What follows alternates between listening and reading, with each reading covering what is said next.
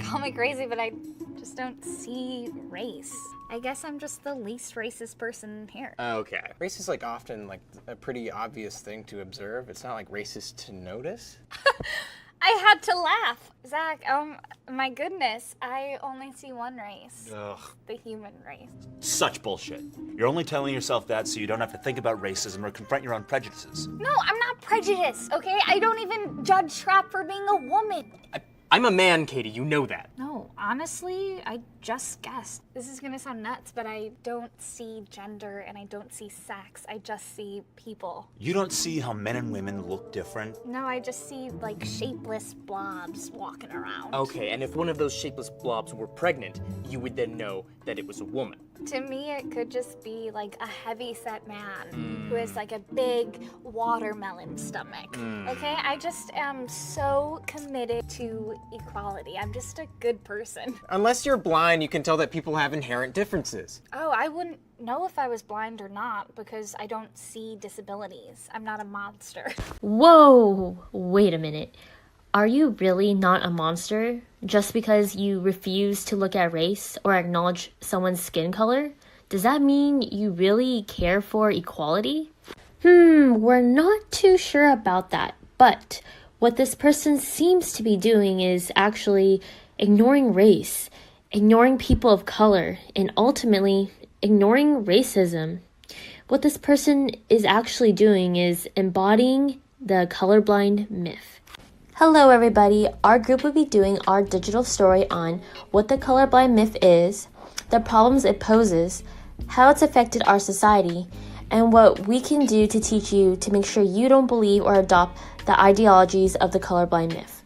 The colorblind myth is not about how people's color perceptions is limited and accurate, such as how they can see maybe red, green, or blue. But the colorblind myth is actually about race. You may have heard people say, I don't see color, I only see people. Or maybe you've heard them say, we're all one race, the human race. Or even, we're all the same, we all bleed red after all. If any of these sound familiar to you, then these people have adopted the colorblindness mindset. According to onlyblackgirl.com, the colorblindness mindset is the underlying ideology that by not seeing race, you are fighting and going against racism. However, by being colorblind, you are actually still perpetuating racism. Those who adopt the colorblindness mindset think they are being open-minded and ending discrimination by acknowledging and looking at everyone as human beings. They think by not seeing race that they're good people, or they're not monsters. Like the woman at the beginning of this video. However, saying you don't see race actually translates to, I'm going to use my place of privilege to refute and deny the sufferings of those who do not have white privilege, while at the same time erasing their personal and cultural history. But by saying you don't see color or race, doesn't that mean you also should deny you have white privilege? According to psychologytoday.com, by treating individuals as equally as possible, you strip them of their race, culture, and ethnicity. According to themedium.com, the colorblind myth ideology is so popular because it's way easier to identify as colorblind and see people as just people rather than acknowledge differences that make us uncomfortable. This is a problem because we are all so beautifully diverse. But colorblindness negates all the wonderful things that make us so unique and special, and ultimately one of a kind. To some, the problematic nature of being racially colorblind may not be evident. They may say, shouldn't everyone be equal and on the same playing field? That's why I don't see race. Everyone is equal to me. Now, of course equality is something we should strive for, but ignoring any notion of race means denying minorities of their negative racial experiences, rejecting their cultural heritage, and invalidating their own unique perspectives. An article by a professor at the University of Kansas discusses his findings in regard to colorblindness and asserts that it is senseless in itself. When you choose to be colorblind, he says, you've made an active choice. There's a paradox there. If you say you're not going to see color, you've already acknowledged it. Saying that you don't see race, or choosing to be colorblind, doesn't acknowledge the very real ways in which racism has existed and continues to exist, both in individuals and systemically. This ideology literally just ignores racism, and as we know, ignoring problems is not the way to solve them. Ignoring the deeply ingrained systemic and structural racism in our society is dangerous. When the people who benefit from these power dynamics refuse to acknowledge that they even exist, which is exactly the attitude created by being colorblind, they become at best deadweight and at worst direct adversaries in the fight for progress. So, while saying that you don't see race may seem like you are actively not taking part in discrimination, this actually makes it impossible to appropriately discuss how to combat the disadvantages presented within society for minorities. Let's take this man, for example, who has a broken leg.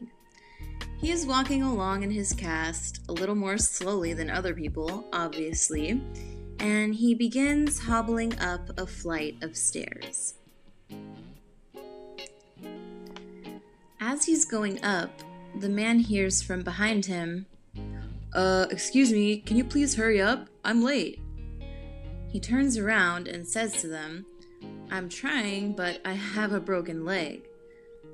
They reply with, "Oh, sorry, that's what that cast is. I didn't notice. I guess I just don't see disabilities." If you can see how ridiculous this scenario sounds, you can understand that someone not seeing race is just as ludicrous. The second we come into contact with someone for the first time, we make little assumptions and judgments to group people into categories. This is not inherently bad, it just helps us make sense of the world around us. However, race and the color of someone's skin is often one of the first things that we notice. So, someone claiming to simply not notice race or someone's broken leg is not generally possible. Race is a very observable attribute. It makes us who we are, and this is not a bad thing, yet people who claim to be colorblind seem to view race as shameful or taboo, and are uncomfortable even acknowledging that it exists.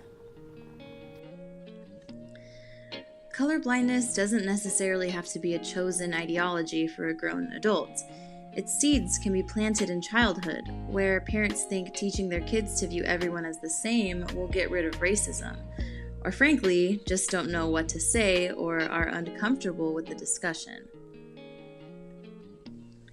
An article from Today.com asserts that raising children not to see race is actually harmful to society and their development in general. If kids see everyone as the same, they cannot grow or learn as people. The article quotes, "When we don't talk to our kids about race, we maintain a culture of white supremacy, where white is what's normal, and we notice race only in terms of negative attributes." Teaching children that everyone is exactly the same and equal, which is simply not true at this point in time, just maintains the racist status quo and does not allow for discussion or change where we need it the most. There are obvious differences between the people around us, racially and otherwise. It's important to acknowledge these differences and be able to discuss them. But these things cannot happen if we have a population of people who choose to be colorblind. Not only is the colorblind myth a problematic ideology that maintains racism, adopting it poses some further effects on society as well. When Barack Obama became our 44th president, many people began to believe that since a black man was in the highest office of the country, there has been great progress in combating racism. If he can do it, then others can. This is typically called the post-racial myth. However, just like the colorblind myth, it ignores what's really going on behind the scenes. It's just a blanket placed on top of the problem. It does not accurately depict what actually goes on in society. Spreading the word that we should be colorblind also diverts attention from the problem at hand. It creates a stigma that racism is a taboo topic that should be put in the closet. I told some friends and colleagues that I planned to talk about race, and they warned me. They told me, don't do it. There'd be huge risks in me talking about this topic. That people might think I'm a militant black woman and I would ruin my career.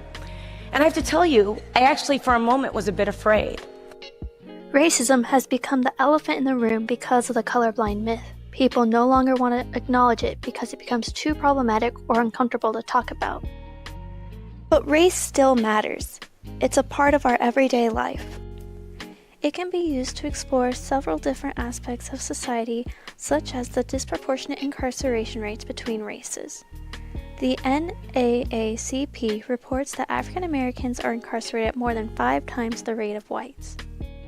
Aside from that, there are issues that include education, makeup, and the common phrase that, quote-unquote, all lives matter.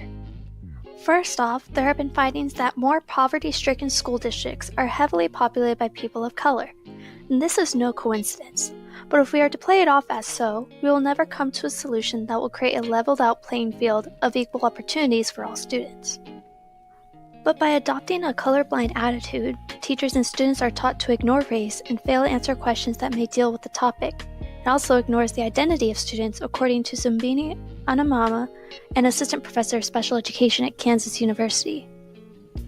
It becomes much more difficult to discuss topics such as Native Americans' role in the Dakota Access Pipeline protests, African Americans and police brutality, etc., etc.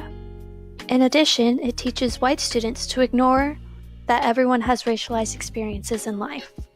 It's also a large issue for teenagers and adults who frequently use makeup. Several makeup brands such as Revlon, L'Oreal, and Neutrogena tend to have a much wider range of white skin tones rather than different ranges of darker tones. It assumes that lighter skin is the norm or preferred choice for makeup users instead of facing the reality that there is a whole spectrum of skin tones.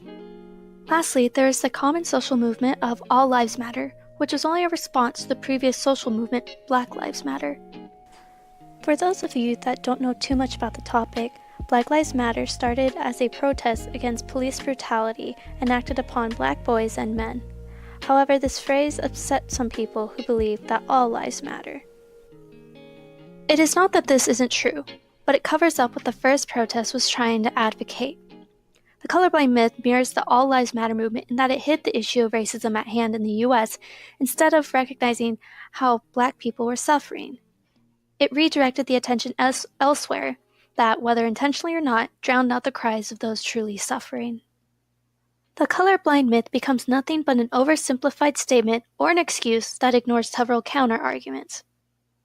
If we are to say that we are colorblind, then we refuse to see the reality that is really in front of us, causing us to be delusional in the world we live in instead of acknowledging the serious problem that's at hand. We refuse to see that which makes us different and unique. Now, I'll be introducing ways we can combat others and ourselves from adopting the colorblindness mindset. Here's what you can do to not be colorblind.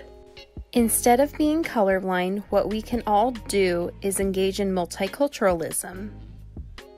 In the Psychology Today article, Colorblind Ideology is a Form of Racism by Dr. Monica T. Williams, according to McCabe 2011, we can recognize and value differences, teach and learn about differences, as well as fostering personal friendships and organizational alliances.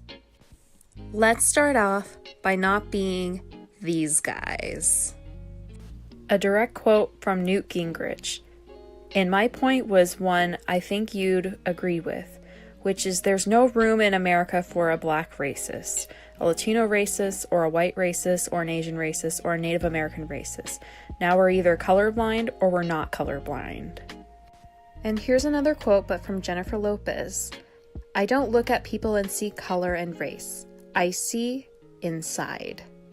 Although these people may have good intentions, it still won't solve the issue of racism itself. Here are some examples of how we should acknowledge race without being blind by being more like these people. A ton of women in the room, but I don't see enough color. And I didn't see enough color when I walked in the room today. And I had a meeting with a director of another endorsement project that I'm doing. I said, you know, when I show up on set, I would like to see the crew. I would like to see the crew look like the world that I walk around in every day. And I think it's up to all productions to make sure that your crew looks like the world we see. As Caucasian people, it's our job. In many cases, colorblindness is actively harmful because it creates a false sense of security for the groups it directly benefits. The people who've benefited from systemic racism can assume that they got the job or a house or weren't suspended from preschool simply because they were more qualified or just better. Ignoring race or only acknowledging that it doesn't exist biologically is not a solution to these systemic issues. It takes work, effort, laws, and new systems to undo racism. These differences may seem minute, but they're part of a very large structure of oppression that's been ingrained in us. If we can understand that we made it up, we can actively work to change it. Overall, colorblindness may sound like a means to end racism, but in actuality, it is doing the complete opposite. We need to end the stigma and be more open to talking about race, even if it may be uncomfortable, because it is through these discussions positive change can occur. Got privilege? Here's a solution. Use it. Even if it may be uncomfortable, it's better to speak up than stay silent. If you're a white person and choose not to use your privilege to speak up when knowingly hearing a peer or family member say something racist, your white silence will lead to violence. To quote Angela Davis, "In a racist society, it is not enough to be non-racist. We must be anti-racist." To wrap this video up, I would like to share a quote that I do not take credit for by any means, but I felt that it was very important to share. The quote is, "We may all bleed red, but some bleed red more than others." Thank you.